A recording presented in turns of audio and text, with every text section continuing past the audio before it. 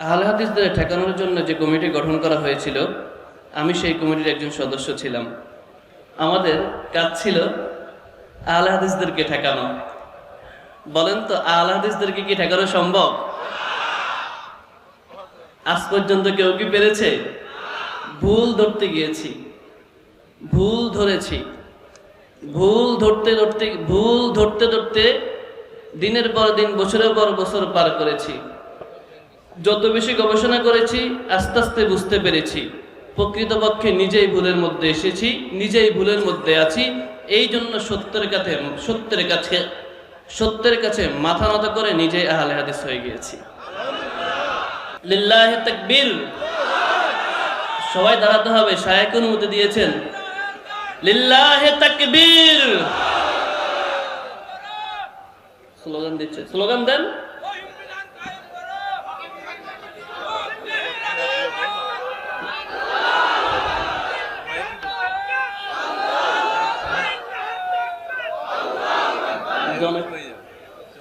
আলহামদুলিল্লাহ, বসেন।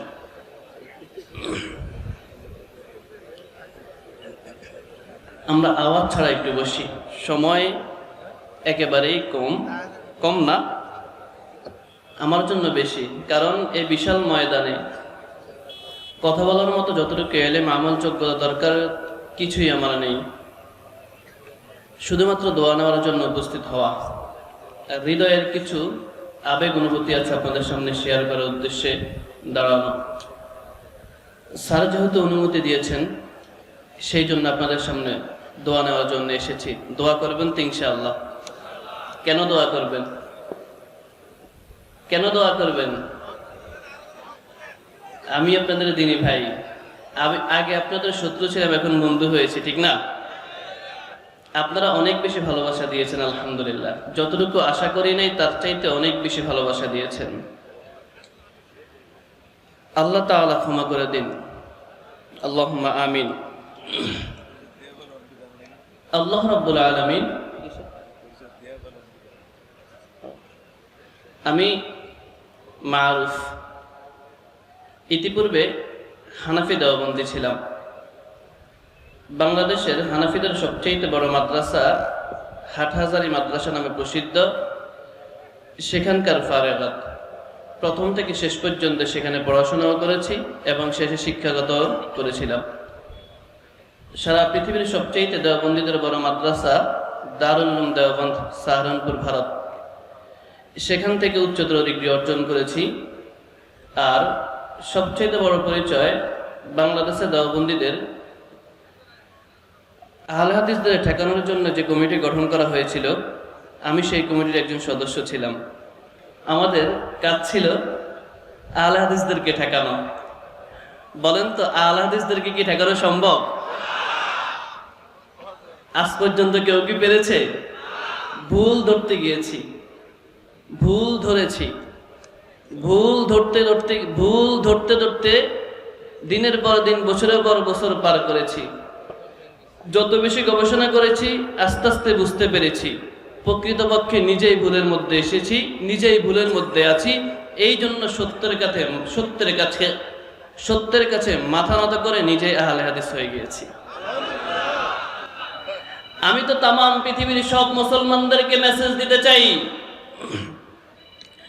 আজকের এই তাবলীগী ইজতিমা থেকে আমাদের যত দ্বীনী ভাইয়েরা আছেন, যারা সেই সংগঠনের অন্তর্ভুক্ত, যারা এখনো কাজ করছেন, যাদের উদ্দেশ্য হলো মদিনার ইসলাম বাংলাদেশে প্রচার করতে দিব না, যাদের উদ্দেশ্য হলো, আমার উদ্দেশ্য ছিল মদিনার ইসলাম ভারত উপমহাদেশে প্রচার করতে দিব না, ভারত উপমহাদেশে খাস করে বাংলাদেশের কোথাও আহলে হাদিস মসজিদ মাদ্রাসা প্রতিষ্ঠা করতে দিব না, যেখানে সম্ভব হয় সেখানে হামলা করব, দল বল নিয়ে মসজিদ ভেঙে ফেলবো। আমি সেই কমিটির সদস্য ছিলাম। ভুল ধরেছিলাম, একের পর এক ভুল ধরেছিলাম, কিন্তু আজকে নিজেই বুঝতে পেরেছি আসলে আহলে হাদিসরা ভুলের মধ্যে নয়, তারাই প্রকৃত হকের পক্ষে আছে। আমরা হানাফিরা দেওবন্দীরাই ভুলের মধ্যে আছি। এই আমার ভাইয়েরা, আমার এই মেসেজ শুধু আহলে হাদিস সম্প্রদায়ের জন্য নয়, আমার এই মেসেজ হানাফি ভাইদের জন্য, আমার এই মেসেজ দেওবন্দি ভাইদের জন্য। আপনি আহলে হাদিসদেরকে ঠেকানোর জন্য দিনের পর দিন আপনি, আপনার বাবারা, আপনার ওস্তাদরা, শিক্ষকরা বছরের পর বছর চেষ্টা করছে, শত শত বছর ধরে চেষ্টা করছে। ভারত উপমহাদেশে আহলে হাদিসদেরকে কেউ ঠেকাতে পারে নাই। সেই ব্রিটিশদের থেকে শুরু করে এই পর্যন্ত চেষ্টা করেছে, ঠেকাতে পারে নাই। আজ থেকে 50 বছর আগে এই নগরীতে আহলে হাদিস সম্প্রদায়ের মসজিদ মাদ্রাসা যত ছিল এখন তার চাইতে বেড়েছে না কমেছে? যত অনুসারী ছিল এখন বেড়েছে না কমেছে? ভবিষ্যতে বাড়বে না কমবে? আমার নজরে পড়েছিল, আমির জামাত কিছুদিন পূর্বে বলেছে হয়তো আজ থেকে কয়েক বছর পরে এই বাংলাদেশের মাটিতে বাংলার মানুষ জানবে কোন একদিন হানাফি মাযহাব বলে একটি মাযহাব ছিল। আজ না হোক কাল, সেটা 1 বছর হোক, 10 বছর পর, 100 বছর পর এই জাতির কর্ণকহর যখন কোরআন ও সহিহ হাদিসের মেসেজগুলো মাশরিক থেকে মাগরিব পর্যন্ত আমরা পৌঁছাতে পারবো, কোরআন ও হাদিসের সঠিক কথাগুলো মানুষের কর্ণকহর পর্যন্ত পৌঁছে দিতে পারবো, মানুষ ইনশাআল্লাহ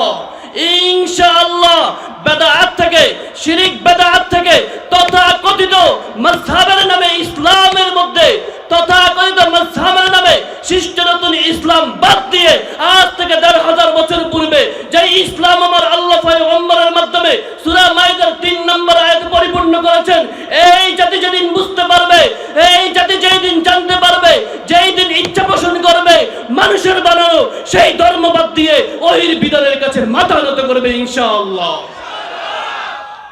আল্লাহ,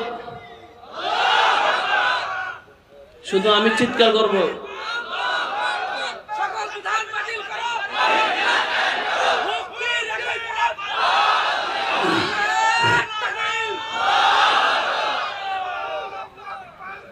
আল্লাহ তাআলা কবুল করুন, জোরে বলেন আমিন। সম্মানিত হাজরিন,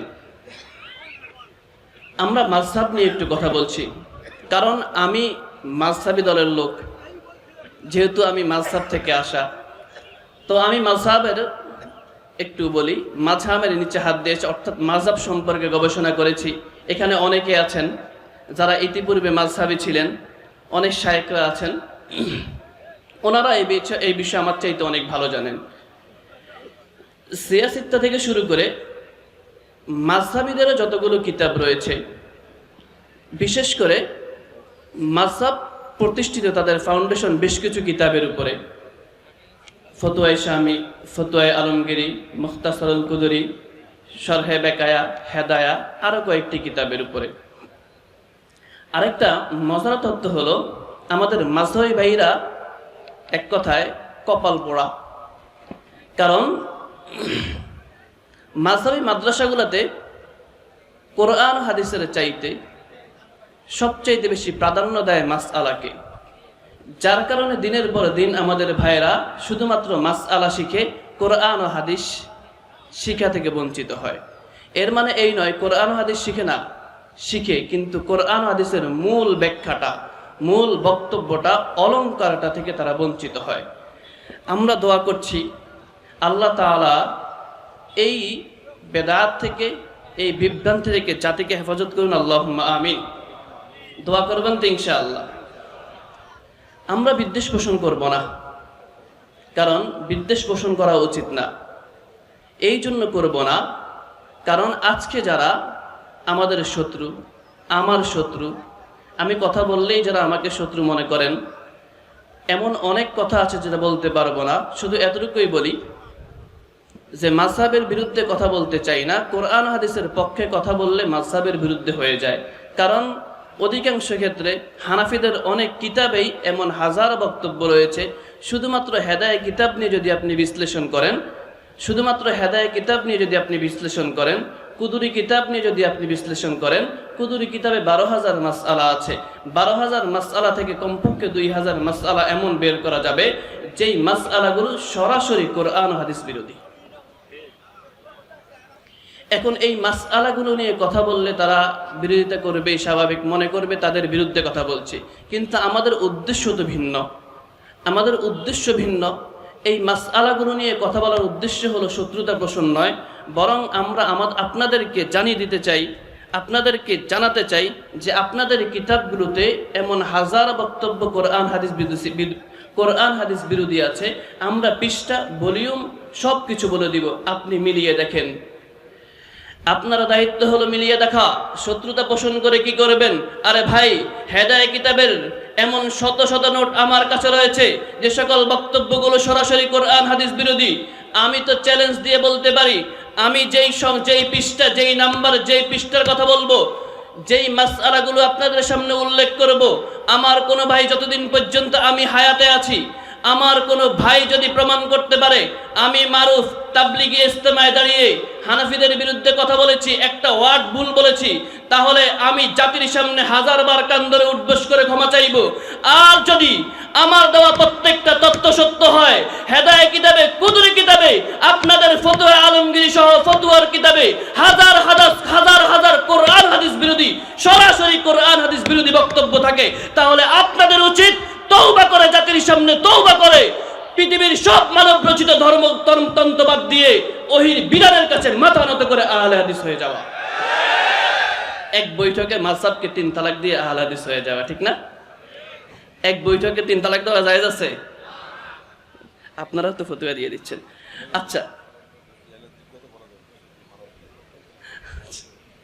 আচ্ছা, শুধু এতটুকুই বলছি, আমরা একেবারে সংক্ষিপ্ত আকারে হেদায়ে কিতাবের কিছু বিভ্রান্ত নিয়ে কথা বলি।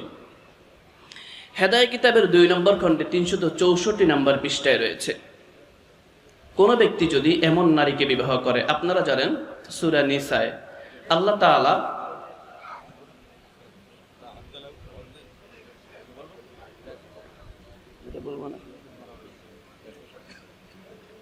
আচ্ছা যাই হোক, আল্লাহ তাআলা বুঝার মতো তৌফিক দান করুন। অন্য কিছু বলবো? আর এমন বহুত আছে, হ্যাঁ, মানে কিতাবের কোনো ভুল বলবো না। আচ্ছা, তাহলে এই যে মদ ও শুকুরের মাধ্যমে বিবাহ হালাল, এগুলো বলবো?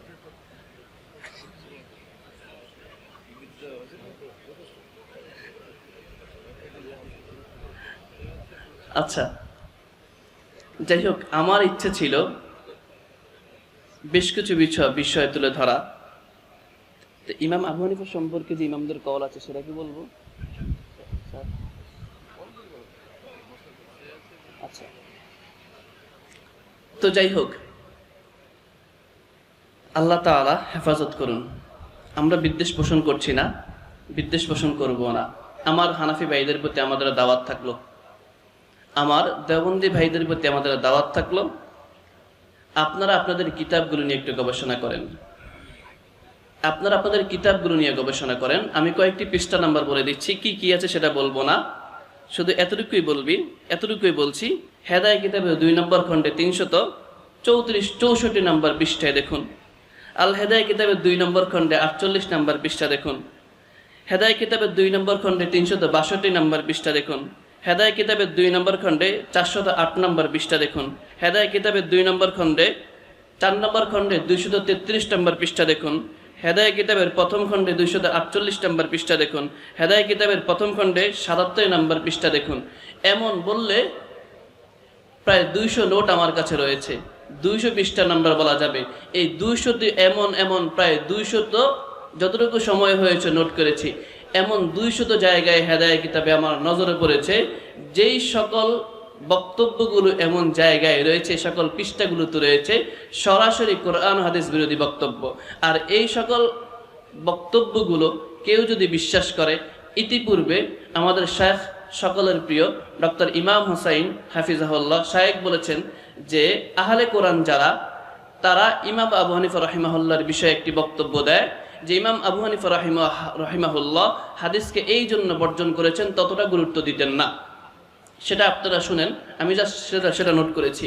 তো ইমাম আবু হানিফা রাহিমাহুল্লাহর নামে যে মাযহাব বাংলাদেশে চলছে বা ভারত উপমহাদেশে চলছে, তাদের মূল কিতাবের অন্যতম একটি কিতাব হলো হেদায়া। হেদায়া কিতাবে যে সকল পৃষ্ঠা নাম্বারগুলো আমি বলেছি, প্রত্যেকটা পৃষ্ঠায় কোরআন হাদিস বিরোধী বক্তব্য রয়েছে।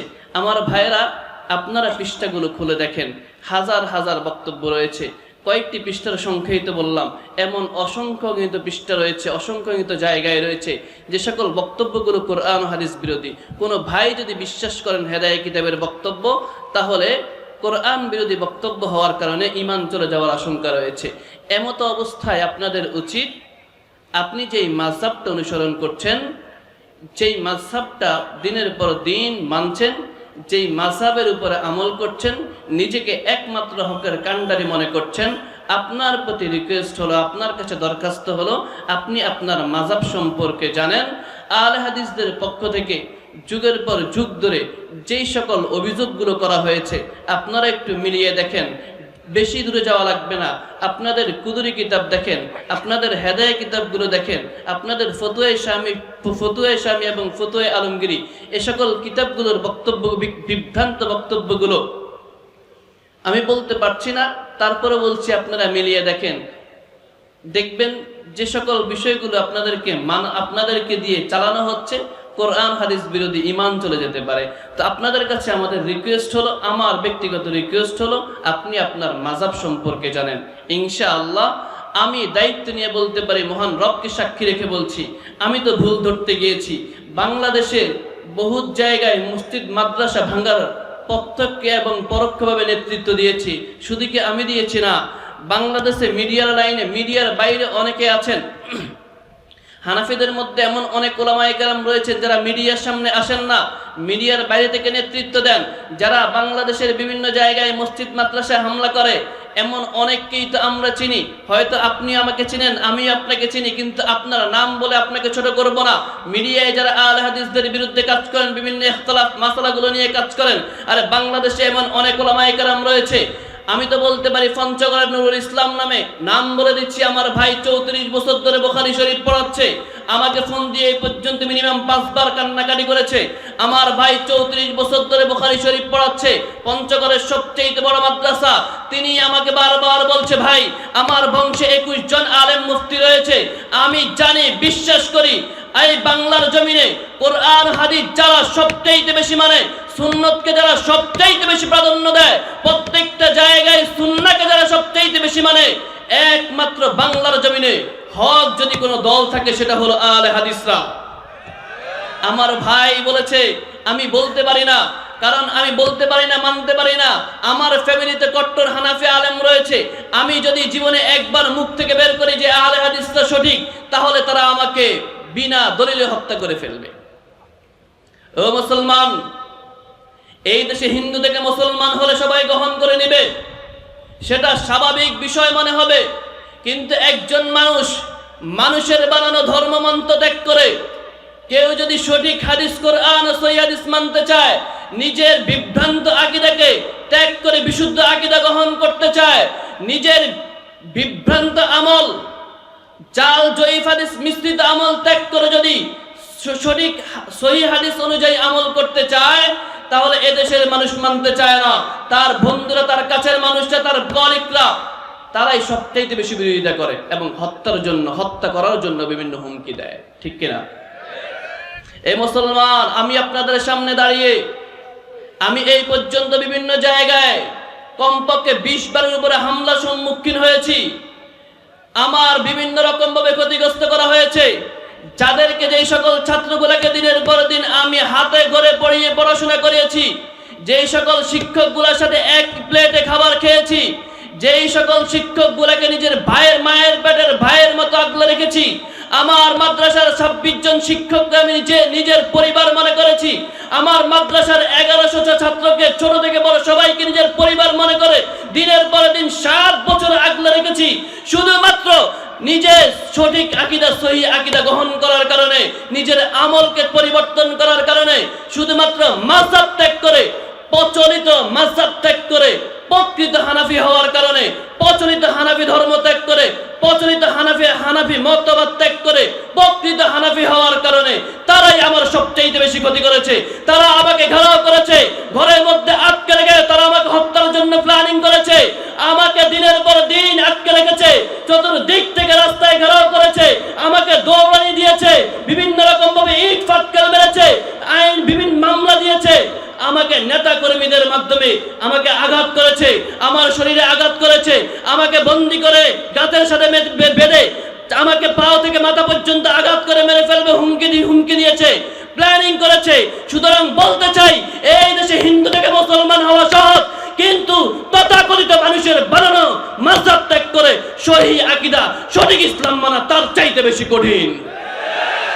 এ মুসলমান, আমি আপনাদের ভাই, আমি বলতে চাই আমি আপনাদের শত্রু নই, আপনাদের শত্রু হতে আসি নাই, আপনারা আমাকে শত্রু মনে করবেন না।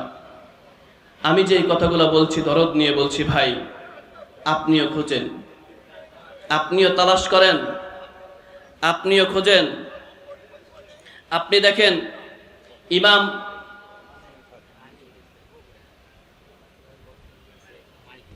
আহলে হাদিস কারা, আপনি দেখেন আহলে হাদিস কারা। জগৎ বিখ্যাত অনেক উলামায়ে কেরাম আহলে হাদিসদের বিষয়ে বক্তব্য দিয়েছেন, কিন্তু হানাফি ঘরানার আলেমরাও আহলে হাদিসদের পক্ষে বক্তব্য দিয়েছেন। সেখান থেকে কয়েকজনের বক্তব্য কোট করি। আপনারা যারা হানাফি তারা জানেন, দেওবন্দীদের অনেক বড় একজন আলেম সরফরাজ খান সফদার রাহিমাহুল্লাহ, জগৎ বিখ্যাত একজন আলেম হানাফিদের মধ্যে। ওনার লিখিত বেশ কিছু কিতাব রয়েছে। একটি কিতাব তৈফাতুল মানসুরা, এই কিতাবের 38 নম্বর পৃষ্ঠায় তিনি বক্তব্য দিচ্ছেন। তিনি একজন হানাফি, তিনি একজন দেওবন্দি। আহলে হাদিসদের বিরুদ্ধে তার বহুত ফতোয়া আছে। আহলে হাদিসদের বিরুদ্ধে তার স্বতন্ত্র বহুত কিতাব রয়েছে, এবং তিনি নিজে বহুত মুনাজারা শরীক হয়েছেন। তিনি জীবনের শেষ বয়সে এসে তার সব শেষ কিতাব তৈফাতুল মানসুরার 38 নম্বর পৃষ্ঠায় তিনি লিখে গেছেন, হায় আমার জাতি, হায় আমার মুসলিম, হ্যাঁ আমার দ্বীনি ভাইয়েরা, আমি আপনাদেরকে জানাতে চাই, তিনি সরফরাজ খান সফদার লিখেছেন, তুমি যদি আহলে হাদিস কারা তাদেরকে যদি চিনতে চাও, তাহলে জেনে নাও জমিনের মধ্যে যারা সহিহ হাদিস শুনে, সহিহ হাদিস মানে, যারা সহিহ হাদিসের উপর আমল করে, তারাই আহলে হাদিস। কথা বলেন ঠিক কিনা?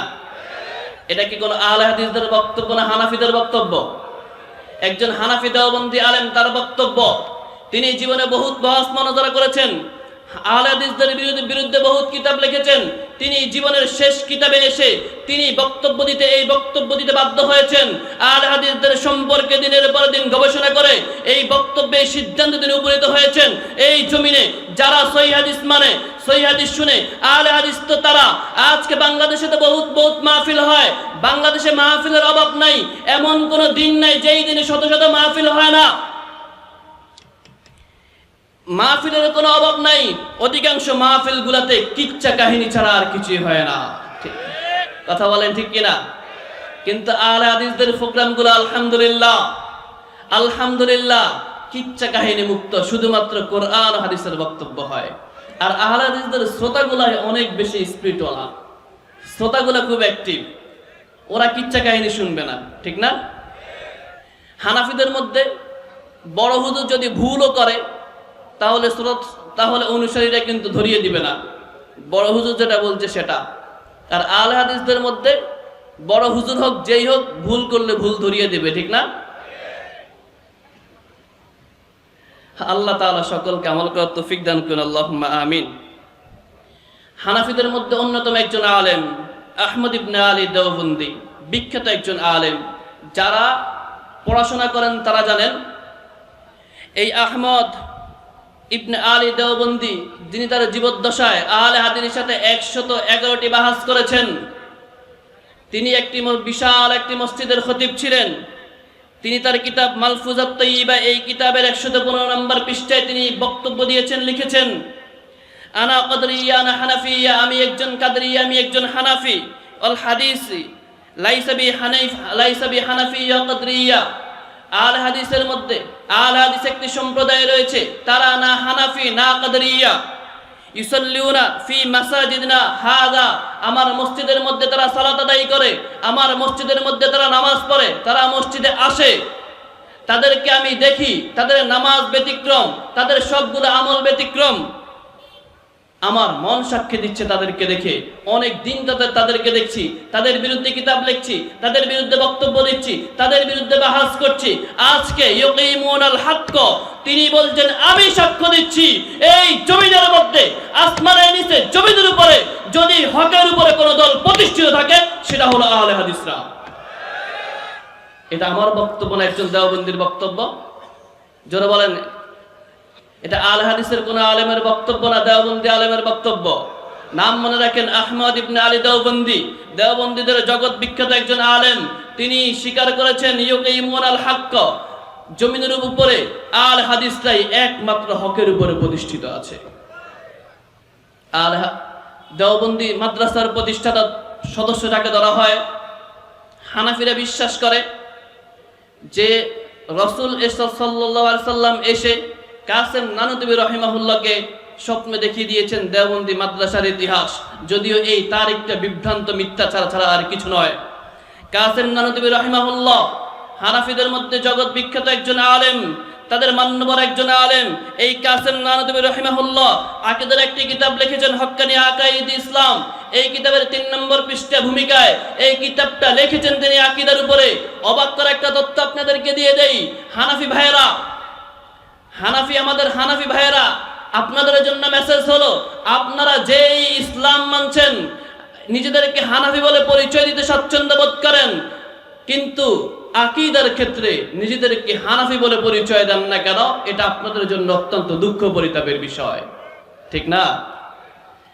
আকীদার ক্ষেত্রে নিজেদেরকে আশআরী মাতুরিদি পরিচয় দেয়। এখন আবার নতুন সম্প্রদায় বের হয়েছে, তারা আকীদার ক্ষেত্রে নিজেদেরকে দেওবন্দি বলে পরিচয় দিতে স্বাচ্ছন্দ্য বোধ করে। ইমাম আশআরী রাহিমাহুল্লাহর জীবনীতে আছে, তিনি তার জীবনীতে শেষ বয়সে এসে নিজের পূর্বের আকীদার উপরে নিজে তওবা করে পরবর্তীতে সালাফি হয়েছেন। আর আমাদের হানাফি ভাইয়েরা, এই ইমাম আশআরী যে নিজের আকীদার উপরে তওবা করেছে, এই ইমাম আশআরীর প্রথম যুগের আকীদা নিয়ে নিজেরা মাযহাব তৈরি করে ফেলেছে। যে ব্যক্তি নিজের আকীদার উপরে তওবা করেছে, আমাদের ভাইয়েরা ওই ব্যক্তির আকীদা মানছে, আর ইমাম আবু হানিফার আকীদা মানছে না। কেন? আসমা ও রিজাল শাস্ত্রে ইমাম আবু হানিফার জীবনী রয়েছে, সেখানে স্পষ্ট লেখা আছে ইমাম আবু হানিফার আকীদা সম্পর্কে বিশ্বাস করেন। আমি তো দায়িত্ব নিয়ে বলতে পারি, আপনারা আসমা ও রিজাল শাস্ত্রে ইমাম আবু হানিফার জীবনী পড়েন। হানাফি মাদ্রাসাগুলোতে ইমাম আবু হানিফার মাসআলা পড়ায়, ইমাম আবু হানিফার জীবনী পড়ায় না। হানাফি মাদ্রাসাগুলোতে ইমাম আবু হানিফার মাসআলা পড়ায়, আবু হানিফার আকীদা পড়ায় না। আবু হানিফার আকীদা গোপন করেছে, আবু হানিফার আকীদা গোপন করে দিল্লির রশিদিয়া থেকে যে ফিকহুল আকবর কিতাব বের হয়েছে, এই কিতাবে অসংখ্য মিথ্যাচার করা হয়েছে। ফিকহুল আকবর যদি আপনারা পড়েন তাহলে দেখতে পাবেন ইমাম আবু হানিফার আকীদা ছিল সলফে সালেহিনদের আকীদা। ইমাম আবু হানিফা তিনি একজন সালাফি ছিলেন, তিনি হানাফি ছিলেন না। এ মুসলমান, সবশেষ বক্তব্য কাসেম নানুতুবি রাহিমাহুল্লাহ হক্কানি আকাইদ ইসলাম এই কিতাবের 3 নম্বর পৃষ্ঠায় তিনি লিখেছেন। ওনাকে একজন জিজ্ঞাসা করেছে যে আহলে হাদিসদের বিরুদ্ধে আপনার বহুত বক্তব্য আছে, বহুত ডিবেট আছে, তাহলে জানতে চাই আহলে হাদিসরা আহলে সুন্নাত ওয়াল জামাতের অনুসারী কিনা। তিনি বলেছেন, হ্যাঁ, আহলে হাদিস তো তারা যারা প্রথম সারির আহলে সুন্নাত ওয়াল জামাতের অনুসারী। সুবহানাল্লাহ বলবেন না? ধরে বলেন তো আল্লাহু আকবার। এখানে শেষ করছি, অনেক ভুল বেয়াদবি করতে পারি, আমাকে ক্ষমা করে দিবেন তো ইনশাআল্লাহ, পরিশেষে দোয়া চাই। বহুত হামলা হচ্ছে আমার বিরুদ্ধে, যদি হামলার পরিকল্পনা বহুত হচ্ছে, মামলা হয়েছে, অনেক নিউজ আছে, যদি কখনো শুনেন বেদাতীদের আতর্কিত হামলায় আমি মারা গিয়েছি, আমার জন্য দোয়া করবেন তো ইনশাআল্লাহ। ওরা মনে করে আমরা মৃত্যুকে ভয় পাই না, কারণ 24টা ঘন্টা প্রত্যেকটা সেকেন্ড আমি মৃত্যুর জন্য প্রস্তুত থাকি, কারণ আমি জানি সঠিক ইসলাম গ্রহণ করেছি, হামলা আসবেই, মৃত্যুর জন্য আমি প্রস্তুত ইনশাআল্লাহ। আসসালামু আলাইকুম ওয়া রাহমাতুল্লাহি ওয়া বারাকাতুহু। আমার ইচ্ছা ছিল অন্য কিছু বলার। আসমান আর জমিনের পার্থক্য অনুবাদ করলে আপনি বুঝতে পারবেন আল্লাহ কি বলছেন এখানে। এবং এটা হলো মাক্কি সূরা।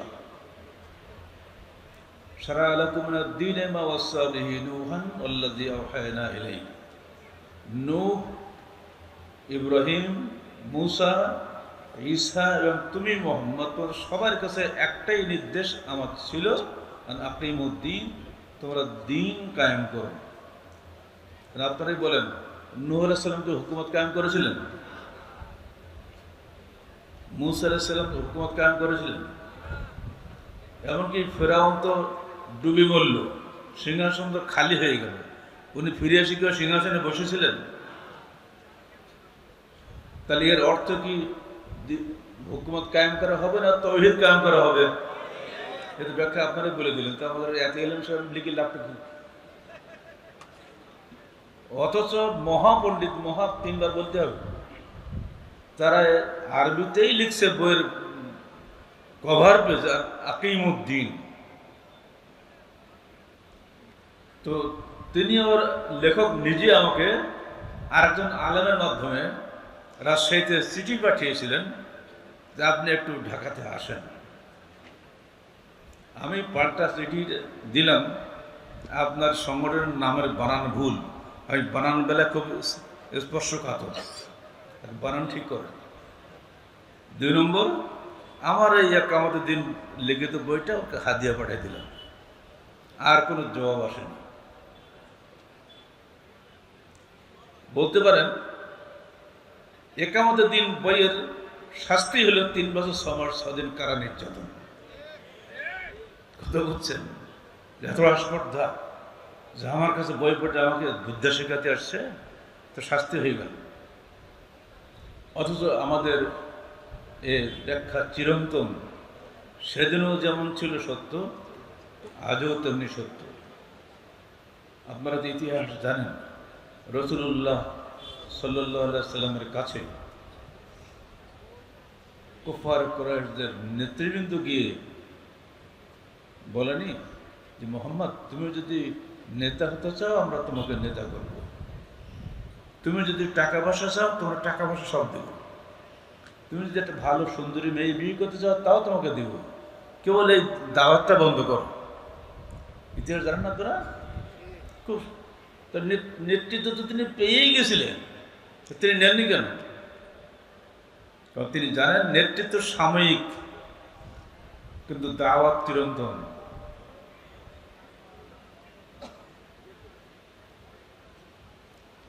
ইতিহাস সাক্ষ্য যে রাসূলুল্লাহ সাল্লাল্লাহু আলাইহি সাল্লাম কখনোই নেতৃত্বের জন্য লালায়িত ছিলেন না।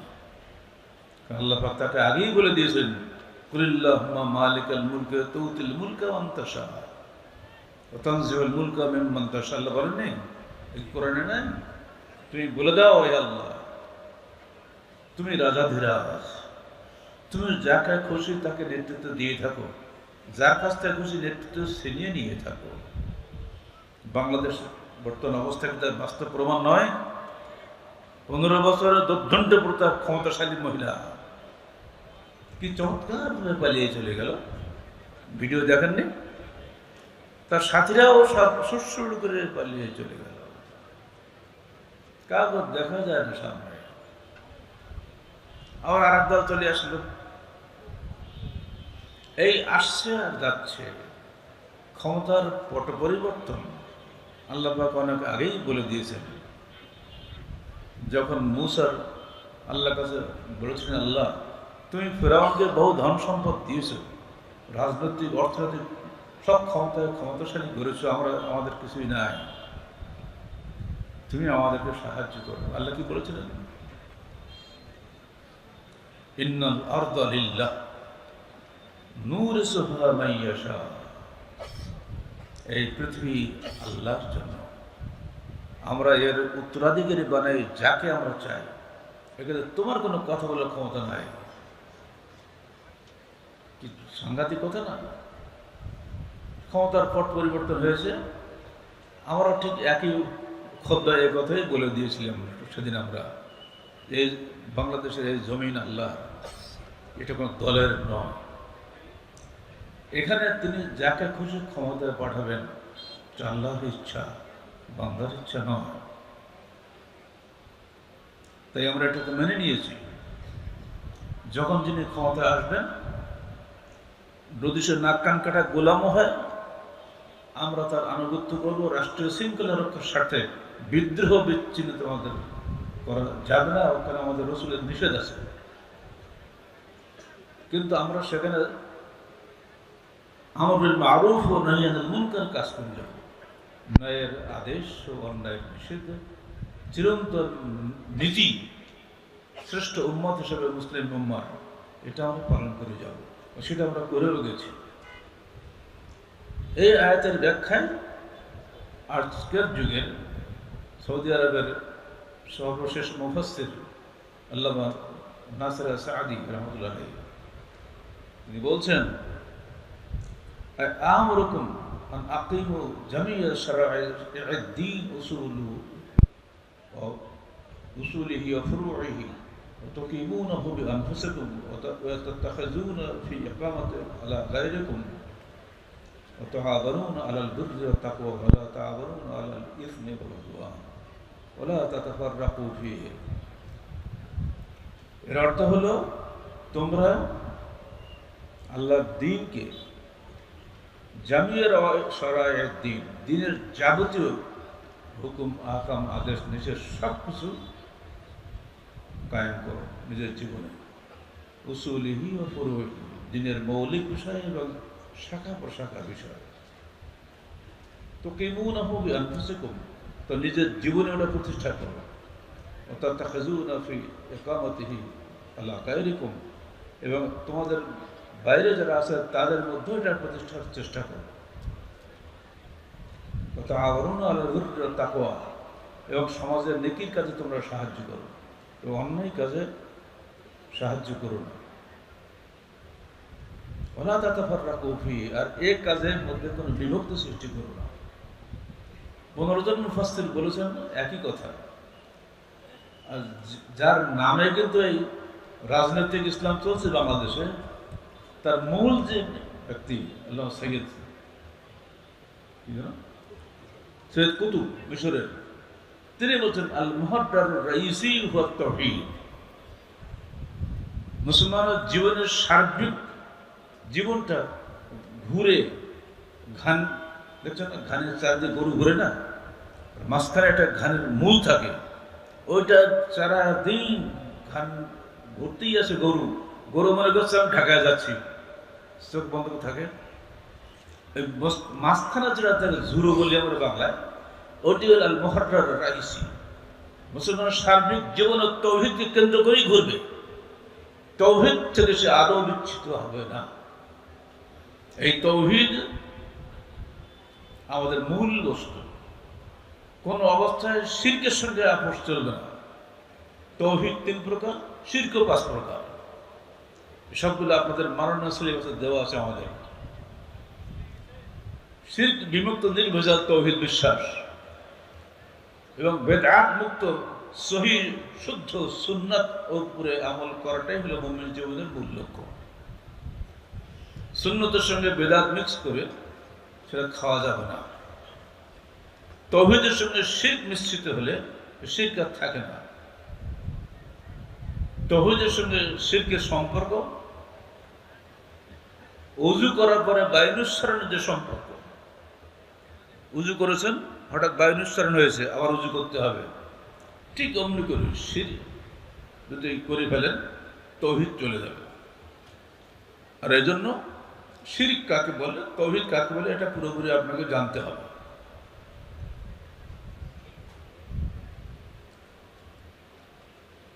ব্যাখ্যাটা সংক্ষেপে উনি দিয়েছেন, আমি অনুবাদ করে দিলাম, বুঝে নেওয়ার চেষ্টা করবেন। এই তৌহিদ চিন্তাই হয়ে গেছে। কিভাবে চিন্তাই হলো? আল্লাহ রসুল বলেছেন ইয়া আইয়ুহান নাস, এটা ঘটনা সিরাতুল রাসূলের ঘটনা পাবেন। জুল মাজাজ বাজারে রাসূলুল্লাহ সাল্লাল্লাহু আলাইহি সাল্লাম বাজারের লোকদেরকে ডেকে ডেকে দাওয়াত দিতেন। বাজারের লোকজন বেশি থাকে, সেখানে আমরা দাওয়াত দিচ্ছেন, ইয়া আইয়ুহান নাস, হে জনগণ, ইন্নাল্লাহ ইয়ামুরুকুম আন তা'বুদুহু ওয়া লা তুশরিকু বিহি শাইআ। আল্লাহ তোমাদেরকে নির্দেশ দিয়েছেন তোমরা কেউ তারই দাসত্ব করো, তার সঙ্গে কাউকে শরীক করো না। আপনারা জানেন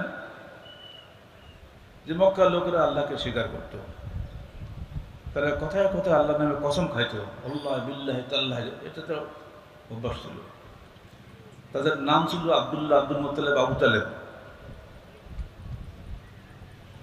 এরপরও তারা শিরক করত, মূর্তি পূজা। তারা মনে করতো মা না'বুদুহুম ইল্লা লিয়ুকাররিবুনা ইলাল্লাহি যুলফা, আমরা মূর্তিগুলো পূজা করি না, বরং এই জন্য আমরা মূর্তিকে সম্মান করি যে এরা আমাদের পক্ষে আল্লাহর নিকটে পৌঁছে দেবে।